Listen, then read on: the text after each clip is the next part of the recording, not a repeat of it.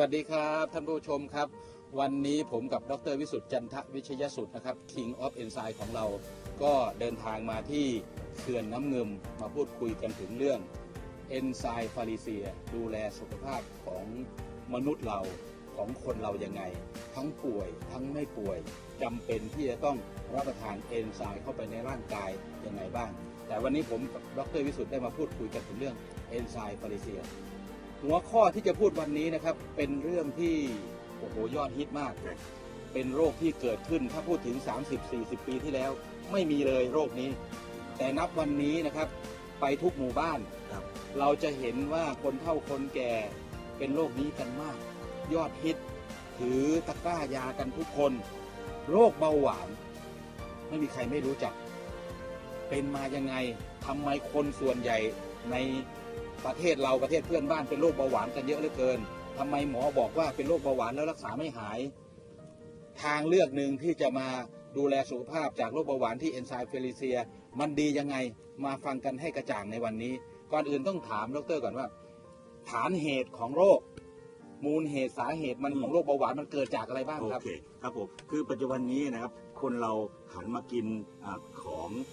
ที่ผิดธรรมชาติเยอะมากนะครับ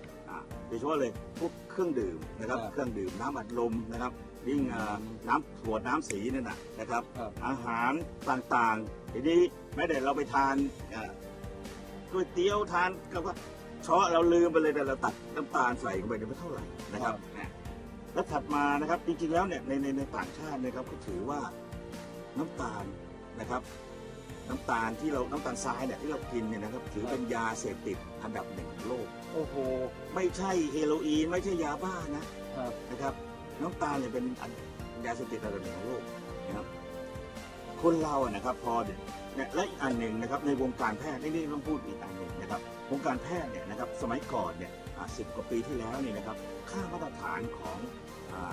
คนคือระดับสูงสุดของน้ำตาลในเลือดเนี่ยนะครับอยู่ประมาณ112 116นะครับ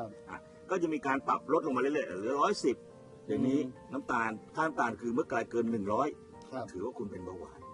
เกิน100ถือว่าเป็นเบาหวานถูกต้องเพราะฉะนั้นคนส่วนใหญ่ก็เลยเมื่อไปตรวจเลือดก็เลยบอกถูกระบุว่าเป็นเบาหวานก็มีเยอะนะครับจริงๆถ้าค่าประมาณ110ถึง116ไม่เกิน120นะครับผมว่าก็อยู่ในระดับที่มีความเสี่ยงแต่ไม่ใช่คุณเป็นเบาหวานคือยังไม่ต้องทานยาคุณควบคุมน้ำตาลควบออกกำลังกายนิดหน่อยอยากจะให้ท่านผู้ชมเข้าใจว่าถ้าเราไปดูค่าน้ำตาลในเลือดแล้วเนี่ยถ้าน้ำตาลในเลือด100 110 120เนี่ยมูลเหตุของอะไรบ้างในร่างกายที่มันทำงานผิดปกติจนทำให้ร่างกายของเราเนี่ยยังเหลือน้ำตาลอยู่ในเลือด110 120 130เหล่านี้มันเกิดจากอวัยวะส่วนไหนทุกเซลล์ในร่างกายก็คือเซลล์มีความสามารถในการเผาน้ำตาลได้น้อยลงนะประสิทธิภาพต่ำลงนะครับเพราะเราทานอาหารโดยเฉพาะเนี่ยที่เราทานก็คือเมื่อก่อนเรายังทานข้าวกล้องนะครับทีนี้เรามาหันมาทานเป็นข้าวขาวขัดสีกินน้ำตาลแบบน้ำตาลไดเรกเลยกินตรงๆเลยนะครับกินเข้าไปเนี่ยนะครับเลยทำให้น้ำตาลที่ในกระแสเลือดมันกระโดดชูขึ้นมานะครับแล้วมันเผาผลาญไม่หมดมันเข้าไปในเซลล์แล้วเผาผลาญได้ไม่หมดถ้าร่างกายเรามีเอนไซม์ที่เพียงพอหรือสมบูรณ์มันจะเผาผลาญกลูโคสได้อย่างสมบูรณ์นะครับกลายเป็นคาร์บอนไดออกไซด์กลายเป็นน้ำคาร์บอนไดออกไซด์ก็หายไปออกมาน้ำก็ออกทางปัสสาวะนะครับพอเผาได้ไม่สมบูรณ์พอเผาได้น้อยลงนะครับค่าน้ำตาลที่มีอยู่จากการกินอาหารเยอะเนี่ยนะครับมันก็จะค่อยๆปรับสูงขึ้นไม่ใช่มันขึ้นปื๊ดมันขึ้นไปแล้วมันก็ค่อยๆลงมานะครับแล้วโดยน้ำตาลส่วนที่เกินเนี่ยมันจะส่งกลับไปที่ตับนะครับตับก็มีหน้าที่เปลี่ยนน้ำตาลที่เกินให้กลายเป็นแป้งไกลโคเจนแล้วพออยู่ไกลโคเจนมันก็